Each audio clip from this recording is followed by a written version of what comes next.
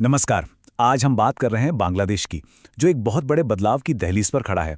और इस बदलाव के केंद्र में है एक जनमत संग्रह और एक दस्तावेज जिसका नाम है जुलाई नेशनल चार्टर 2025।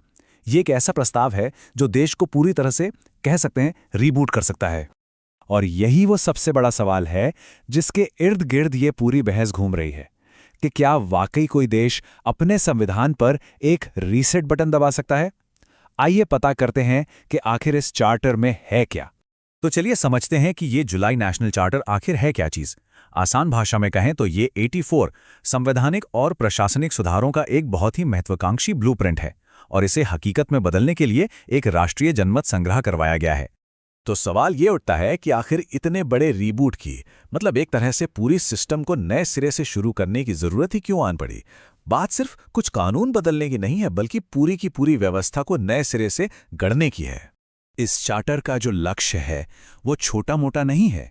ये राज्य का पूरी तरह से काया पलट करना चाहता है। इसका मतलब ये है कि देश की नींव रखने वाले 1972 के संविधान से एक बहुत बड़ा और अहम बदलाव करने की तैयारी है। तो चलिए अब जरा गहराई में उतरते हैं और देखते हैं कि असल में बदलने क्या वाला है। शुरुआत करते हैं सरकार की बनावट, यानी उसके स्ट्रक्चर से। सबसे पहले और शायद सबसे बड़ा बदलाव है सरकार के स्ट्रक्चर में। देखिए, अभी तक बांग्लादेश की संसद में सिर्फ एक सदन होता था, लेकिन अब प्रस्ताव है कि इसे 2 सदनीय यानी बाइकैमरल बनाया जाए। मतलब इसमें 100 सदस्यों वाला एक नया ऊपरी सदन, जिसे सीनेट कह सकते हैं, वो भी जोड़ा जाएगा। और हाँ, ये नई सीनेट सिर्फ नाम के लिए नहीं होगी, इसकी शक्तियां काफी अहम हैं। सोचिए, सदस्यों का चुनाव पार्टियों के वोट शेयर के आधार पर होगा और कोई भी संवैधानिक संशोधन या फिर राष्ट्रपति पर महाभियोग बिना इसकी मंजूरी के नहीं हो पाएगा। मतलब ये एक बहुत पावरफुल चेक एंड बैलेंस का सिस्टम बन जाएगा।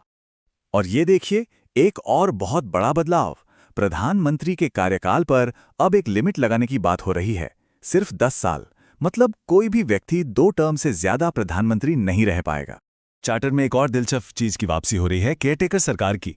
अब ये क्या है? इसका सीधा सा मकसद है कि चुनावों के दौरान एक न्यूट्रल, एक अस्थायी सरकार हो, ताकि जो पार्टी पावर में है वो नतीजों पर कोई असर न डाल सके। मतलब चुनाव एकदम निष्पक्ष हो। तो सवाल है कि इस केयरटेकर सरकार का मुखिया चुना कैसे जाएगा? तो देखिए, इसके लिए एक सिलेक्शन कमेटी बनेगी और इसमें प्रधानमंत्री, स्पीकर, डिप्टी स्पीकर जो विपक्ष से होंगे और विपक्ष के नेता सब शामिल होंगे। और सबसे जरूरी बात, मुख्य सलाहकार की नियुक्ति के लिए विपक्ष की रजामंदी भी जरूरी होगी। चलिए अब सरकार की बनावट से आगे बढ़ते हैं और देखते हैं कि आम नागरिकों के अधिकारों और न्यायपालिका के लिए इस चार्टर में क्या कुछ नया है। देखिए, किसी भी लोकतंत्र के लिए एक आजाद न्यायपालिका रीढ़ की हड्डी की तरह होती है और ये चार्टर इसी को मजबूत करने की बात करता है। लक्ष्य है एक ऐसी जुडिशरी जो किसी भी राजनीतिक दबाव से पूरी तरह मुक्त हो। इसके लिए सुप्रीम कोर्ट को निचली अदालतों पर और ज्यादा अधिकार देने का प्रस्ताव है।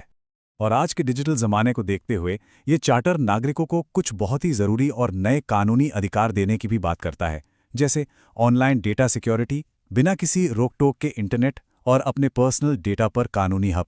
ये स्लाइड एक बहुत बड़े वैचारिक बदलाव की तरफ इशारा कर रही है, जो देश की नींव 1972 के संविधान के सिद्धांतों पर रखी गई थी, जैसे बंगाली राष्ट्रवाद और धर्मनिरपेक्षता। अब उससे हटकर बांग्लादेशी राष्ट्रीयता, सामाजिक न्याय और धार्मिक स्वतंत्रता जैसे नए सिद्धांतों पर जोर देने की बात हो रही है। ये देश की पहचान को एक नई शक्ल दे सकता है। अच्छा, ये सारे सुधार सुनने में तो बहुत अच्छे लगते हैं, है ना? लेकिन इन्हें जमीन पर उतारना कितना मुश्किल होगा। चलिए अब जरा चुनौतियों और एक्सपर्ट्स की चिंताओं पर भी एक नजर डाल लेते हैं। सबसे पहले तो इन सुधारों की संख्या ही देख लीजिए। 1-2 नहीं, बल्कि पूरे 84 अलग अलग सुधारों का प्रस्ताव है। ये अपने आप में एक बहुत बड़ा और कह सकते हैं एक जटिल एजेंडा है। और इन 84 में से भी 47 सुधार तो ऐसे हैं जिनके लिए संविधान को ही बदलना पड़ेगा। मतलब ये कोई छोटा मोटा पॉलिसी चेंज नहीं है। इसके लिए एक लंबी और मुश्किल कानूनी प्रक्रिया से गुजरना होगा। और इसी वजह से कई एक्सपर्ट्स अपनी चिंता भी जता रहे हैं। उनका सवाल ये है कि 1972 के संविधान के जो मूल सिद्धांत हैं, उनसे इतना हटना कितना सही है। और सबसे बड़ा सवाल तो यही है कि इन बड़े बड़े बदलावों को हकीकत में लागू कैसे किया जाएगा। और ये स्लाइड इस चुनौती का एक बेहतरीन उदाहरण है। मतलब आकांक्षा और असलियत में कितना बड़ा फर्क है। चार्टर का लक्ष्य है कि राजनीति में महिलाओं की भागीदारी 33% तक हो, लेकिन जरा आज की हकीकत देखिए, ये आंकड़ा सिर्फ 2.5% के आसपास है। अब इतना बड़ा गैप कैसे भरा जाएगा, ये वाकई एक बहुत बड़ा सवाल है।